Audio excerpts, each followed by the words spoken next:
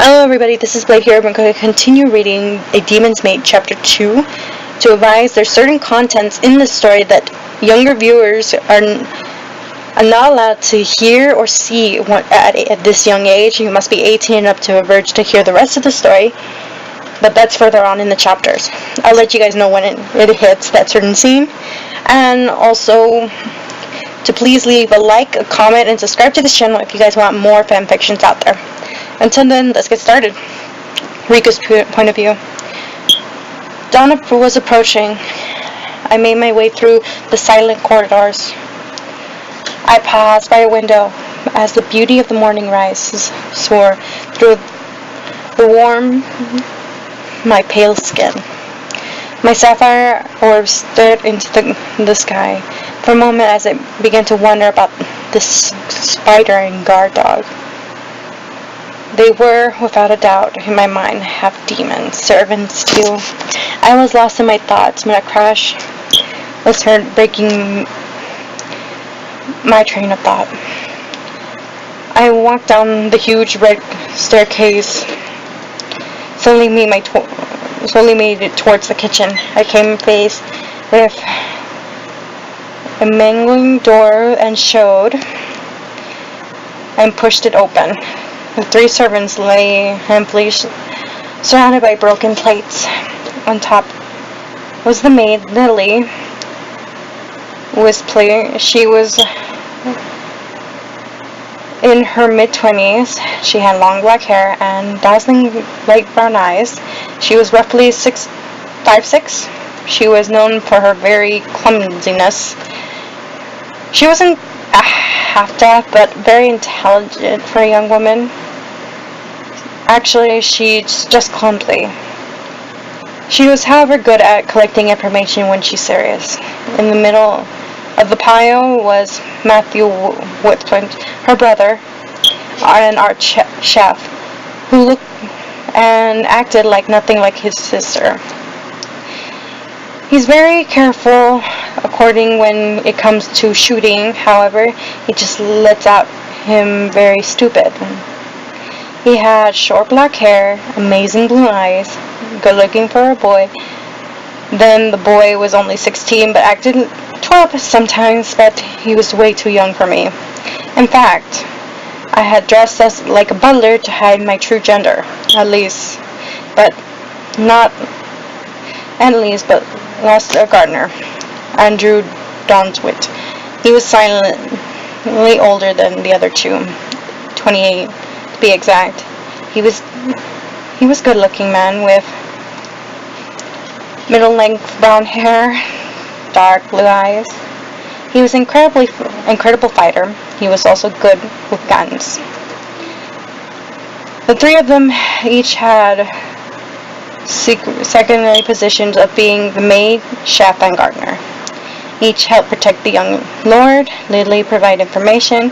The enemy, Matthew and Arthur, protect the mansion. Matthew using long bow and Arthur using his skills. The three immediately spun up at the sight of me. Riku! They all exclaimed, giving me the look they immediately backed away. I'm sorry, Riku. It was my fault. I was trying to reach for the top shelf for the good plates. When I jumped for them, I crashed and falling on top of them. Lily said, rubbing her feet and looking to the floor in shame and blushing a little bit. I raised my hand and buried it to my head in it. Lily, it was a nice girl and superbly good company. It's alright, Lily. Next time just ask for help, okay? I said. I told her and she nodded. Her head rapidly still blushing. Sorry, we'll clean it up. I cut Arthur off. No need. I shall do it. Please prepare the young lord's things for his journey to the Phantom Hive estate, I said, as they all nodded and ran off. Before they could, I stopped them. And please, don't wake him. You know how he is in the mornings. I spoke seriously. A look of fear crossed their faces, and they quickly nodded quietly, headed out of the room.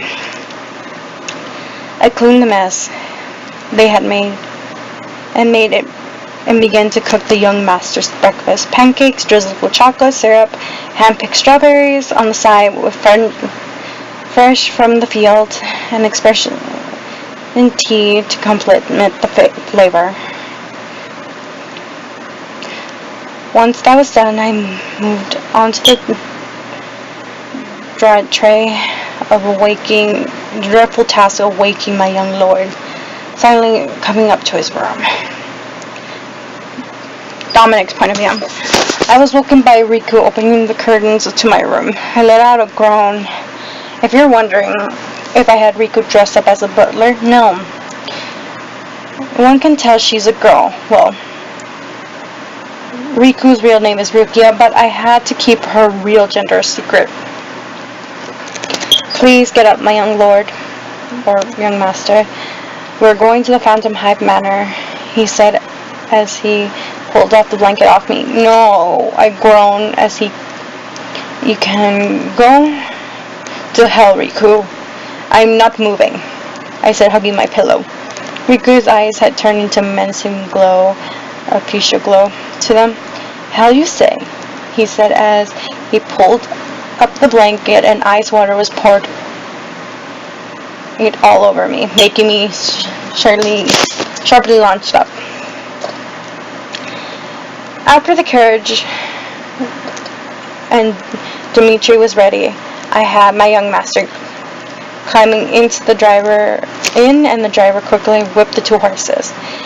They began to pull away from the Belmont Manor. I gazed out of the window, the beautiful scenery as we passed, soon recognizing a scent. It was.